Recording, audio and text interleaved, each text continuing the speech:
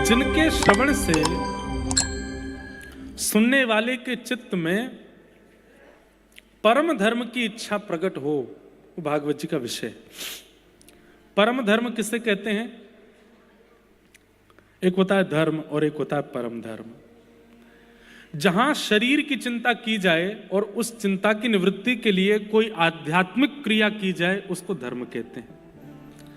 पर जहां पर आत्मा की चिंता करके, अपने चित्त की चिंता करके और इस देह के भीतर बैठी हुई जो सूक्ष्म आत्मा है, उसके कल्याण के लिए कोई कर्म किया जाए, उसको परम धर्म कहते हैं।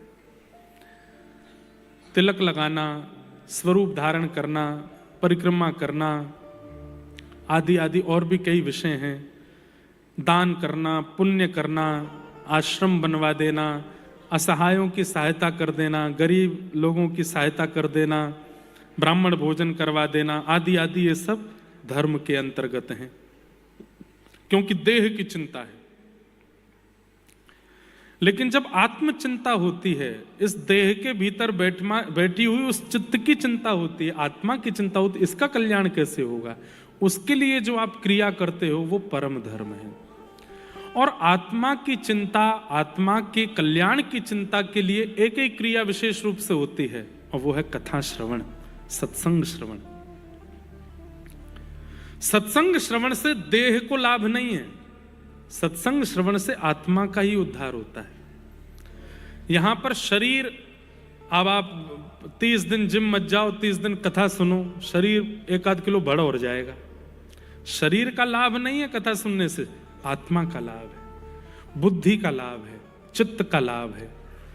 तो जहां पर शरीर की क्रियाएं भूल करके आत्म क्रियाओं पर ध्यान दिया जाए और उसकी निवृत्ति के लिए जो क्रिया की जाए, उसको परम धर्म कहते हैं। आप मंदिर क्यों जा रहे हैं? अधिकतर वहां लोग वही थे जो देह के उद्धार के लिए गए। मंगलवार को ही इतनी भीड़ क्यों होती है? क्योंकि ऐसी प्रचलनता या किसी के द्वारा ऐसा कहा गया है कि मंगलवार के दिन गणेश जी के दर्शन करने से पाप दूर होते हैं, संकट दूर होते हैं, पीड़ाएं दूर होती हैं, तुम्हारे जीवन में जो चल रहा है वो सब दूर हो जाता है। तो कहीं ना कहीं देह की चिंता है ना, इसीलिए गए। देह की चिंता से ज्यादा लोग गए, पर आत्मचिंतन से कौन जाता है? अपने आत्म कल्याण के लिए। हे गणपति बप्पा, इस संसार में हम रह रहे हैं, धन कमा रहे हैं, व्यापार कर रहे हैं, सुबह से शाम तक भाग रहे हैं, खूब सब कमा रहे हैं, पर हमारी बस एक ही प्रार्थना, इस शरीर में दोबारा ना आना पड़े। ऐसी क्रिया हमसे करवाना कि जब इस दुनिया से जाएं तो बस अंतिम जन्म ही हो हमारा, यहां आना ना पड़े दोबारा। हमारे इस चित्त को आप निवृत्त कर दीजिएगा, निवृत्त करके इसको सद्गति प्रदान कर दीजिएगा। जनसंख्या बढ़ रही है, इसका मतलब क्या है? वैकुंठ और स्वर्ग में ताले लग रहे हैं, हमको जाने को मिल नहीं रहा है, तभी तो बार बार आ रहे हैं यहाँ पे। पुनरपि जननम पुनरपि मरणम पुनरपि जननी जठरे शयनम। ये जनसंख्या बढ़ने का कारण, इससे ये बात सिद्ध होती है कि वैकुंठ गमन नहीं हो रहा है, मुक्ति नहीं मिल रही लोगों को, तभी तो दोबारा जन्म ले रहे हैं। और उसमें भी बहुसंख्या एशिया के देशों में है। तो आत्मचिंतन से, आत्म कल्याण के लिए देव आराधन कि हे नाथ, भज गोविंदम भज गोविंदम, गोविंदम भज मूल मते। आदि गुरु शंकराचार्य कहते हैं गोविंद भजो, क्योंकि गोविंद को भजोगे तभी पुनरपि जननम पुनरपि मरणम, इस चक्कर से बच पाओगे। और इसी को कहते हैं परम धर्म। यही परम धर्म है। परम धर्म का दूसरा स्वरूप, हमारी वृंदावन रीति में आ जाओ। तो अभी जो हमने बताया परम धर्म का मतलब वो सार्वजनिक रूप से है, लेकिन अब वृंदावन रीति से अगर पूछो, वृंदावन रीति मतलब प्रेम रीति से यदि पूछो, तो परम धर्म क्या है? श्री जी की प्राप्ति, लाल जी की प्राप्ति, उनके प्रेमास्पद में निकुंज की प्राप्ति। निकुंज जाने वाले भी नहीं आते दोबारा। निकुंज क्या है? बिहरत लाल बिहारी ने दो, यमुना जी के तीरे तीरे। ये निकुंज है। कल भी मैंने एक पद गाया था ना, चलवा पिया के देश। वो देश कैसा है? वहां पर ये संसारी अपवाद नहीं है, वहां भूख नहीं लगती, वहां प्यास नहीं लगती। भूख क्या है? श्री राधारमण जी को देखना ही भूख है, और उनके सुंदर स्वरूप का आस्वादन ही प्यास है। वहां भूख प्यास नहीं लगती, वहां सोना नहीं होता, वहां केवल नित्य बिहारी लाल जी के नित्य विहार का दर्शन, बस यही है निकुंज। हम कोई सहचरी बन जाते हैं उस निकुंज की, और सहचरी बन करके कभी कृपा होती है तो ठाकुर जी हमको कोई सेवा दे देते हैं। अरे सखी तू बड़ी मटक रही है ना, कितकुआ कहा सेवा? बोले तू एक काम कर। बोले कहा? तू बीड़ी बनाए कर। बीड़ी मतलब पान, छोटे छोटे बीड़ा, अमो को पवाए कर। ऐसी कोई सेवा कभी ठाकुर जी निकुंज में दे देते हैं। अरे सखी तो को देख के तो ऐसा लगे तू माला की सेवा करे कर, तू श्री जी की ये सेवा करे कर। वहां ठाकुर जी अपना परिकर हमको बना लेते हैं, और अपना परिकर बना करके हमारे साथ विहार करते हैं। वहां संसार के यश वैभव वाद अपवाद धन संपत्ति मान लोक प्रतिष्ठा ये सब नहीं है, वहां केवल ये है,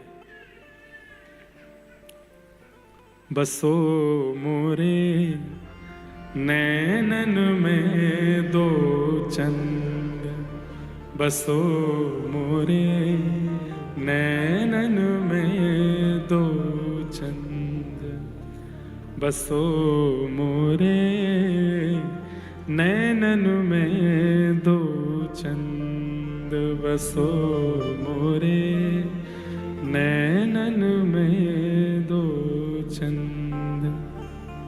बस और कुछ नहीं। तो वृंदावन रीति से वो निकुंज है।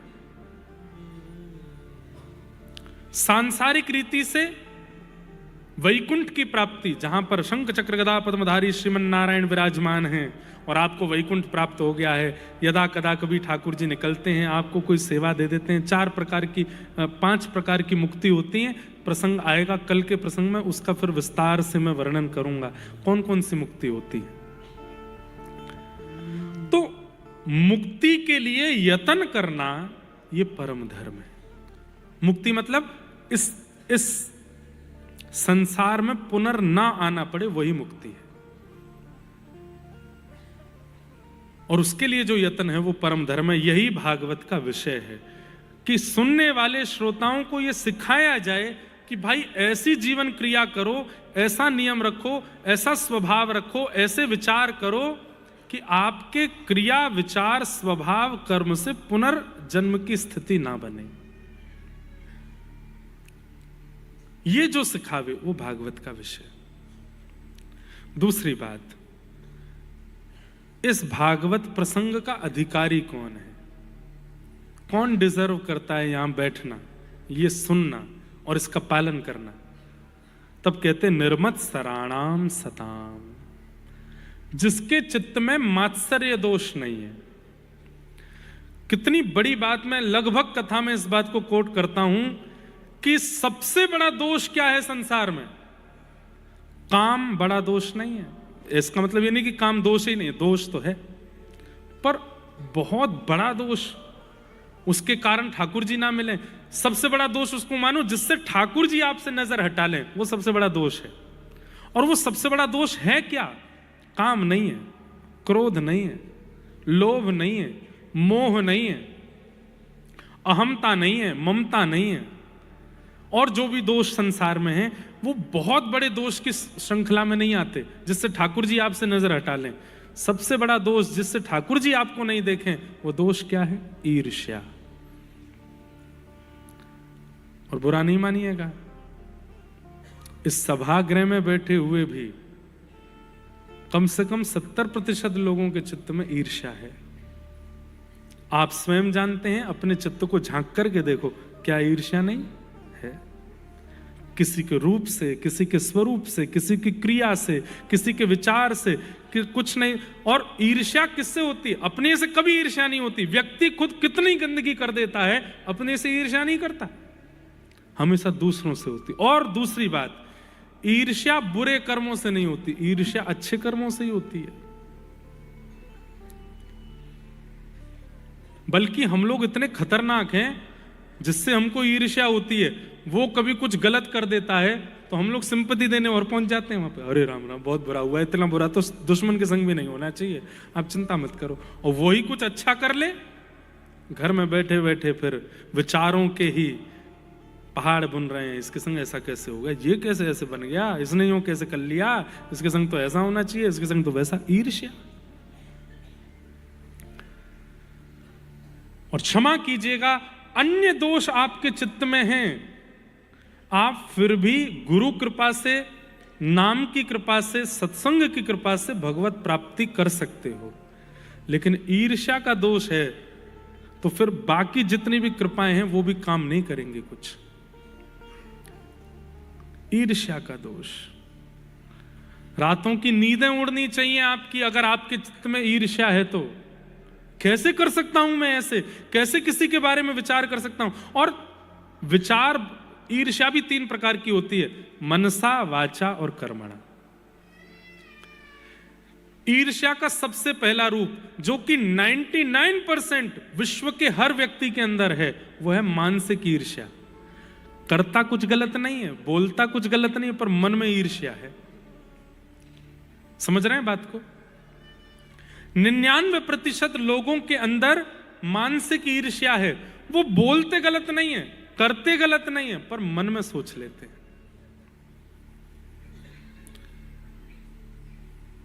इनके साथ ऐसा कैसे होगा, ये ऐसे कैसे कर सकते हैं, ये कैसे प्राप्त हो सकता है इनको, ये इतने बढ़िया क्यों है, ये ऐसा क्यों। और ये मानसिक ईर्ष्या। और जब मानसिक ईर्ष्या उसके साथ और पाप जुड़ जाते हैं तो वो मानसिक ईर्ष्या वाचा ईर्ष्या में प्रकट हो जाती है। फिर व्यक्ति जो मन में ईर्ष्या कर रहा है वो वाणी से भी करने लगता है। 4 लोगों के बीच में बैठे थे और उस व्यक्ति की चर्चा हुई जिससे ईर्ष्या हुए है, भाई उसकी बात मत करो, हमसे पूछ लेना, हाँ हम सब जानते हैं कैसा है क्या है, ठीक है, हमारे सामने मत बोलो, ऐसा किया उसने, ऐसा किया उसने, ये किया उसने, तुमको क्या पता, हमसे पूछो। ये वाचा की ईर्ष्या। जब मानसिक ईर्ष्या के साथ और पाप जुड़ जाते हैं तो वाचा की ईर्ष्या प्रकट हो जाती है। और जब आप प्रचंड पापी हो जाते हैं तो फिर मनसा वाचा से उठ करके आप कर्मणा ईर्ष्या में आ जाते हो। आप करने लगते हो कि ऐसा कुछ करूं कि इसके साथ कुछ अपराध हो, इसके साथ कुछ गलत हो, इसकी निंदा हो, इसके साथ ये हो। वो कर्मणा ईर्ष्या है। और ईर्ष्या यदि मनसा, वाचा और कर्मणा तो बहुत आगे की बात है, मनसा ईर्ष्या भी है तो एक बात याद रख लीजिएगा, ठाकुर जी की मिलने की जो डायरी बोल लो या फिर वो लाइन बोल लो या फिर वो स्थिति बोल लो, उसमें आपका नाम दूर दूर तक नहीं है। कामी को मिल जाएंगे ठाकुर जी, क्रोधी को मिल जाएंगे, लोभी को मिल जाएंगे, और दोष वालों को मिल जाएंगे। अरे कहां तक कह दूं, स्वपच भक्ष खाने वाले को भी ठाकुर जी कृपा करके प्राप्त कर सकते हैं, पर ईर्ष्यालु को प्राप्त नहीं होते। इसलिए हमारी प्रार्थना आज से अपना भजन अन्य भावों को बाद में, श्री जी की प्राप्ति हमारी फर्स्ट प्रायोरिटी हो जाती है। हम लोग नाम दीक्षा लेते ही, नाम जप लेते ही, गुरु आज्ञा प्राप्त करते ही, धाम जाते ही सबसे पहले हमारी इच्छा आज से ही सबसे पहले श्री जी की प्राप्ति हो जाए, इसी भाव से नाम जप कर रहे हैं। नहीं, पहले अपने अवगुणों की लिस्ट बनाओ, पहले श्री जी मैं आपके लायक बनूंगा, पहले आपके लायक बनने के लिए ये दोष मेरे अंदर है, इन दोषों को नाम से नष्ट करूंगा, तब मैं आपकी प्राप्ति के लिए भजन करूंगा।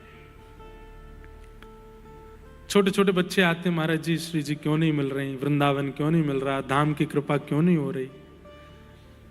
आप पहले योग्य तो बनो, पहले उस लायक तो बनो, और उस लायक बनने के लिए पहले अपने स्वभावों का चिंतन तो करो। हर दिन अभी मेरे अंदर जो काम है उसको समाप्त करने के लिए कुछ दिन का नाम जप है कि ये काम समाप्त होना चाहिए। अब धीरे धीरे लगने लग जाए कि हाँ अब काम विश्राम में है, अब क्रोध के लिए नाम जप करो, अब लोभ के लिए नाम जप करो, अब ईर्ष्या के लिए नाम जप। और एक बात, एक बिल्कुल अंतिम बात कह दूं, काम क्रोध लोभ के लिए तो नाम जप बाद में देख लेना, आप केवल ईर्ष्या के लिए नाम जप करो कि मुझे ईर्ष्या ना हो किसी से। तो प्रथम नाम जप श्री जी के स्वभाव की अनुकूलता के लिए होना चाहिए, हम उनके स्वभाव के अनुकूल बन जाए। निर्मत सराणाम सताम, और स्वभाव की अनुकूलता में सबसे ज्यादा जो आवश्यक है वो आवश्यकता है ईर्ष्या के नाश की। हमारे चित्त से ईर्ष्या निकल जाए, कभी ईर्ष्या ना हो। तो भागवत जी का अधिकारी कौन, इस भावना का अधिकारी कौन, निकुंज का अधिकारी कौन, वैकुंठ का अधिकारी कौन, भगवत प्राप्ति का अधिकारी कौन? जिसके चित्त में मात्सर्य दोष नहीं है, ईर्ष्या नहीं है।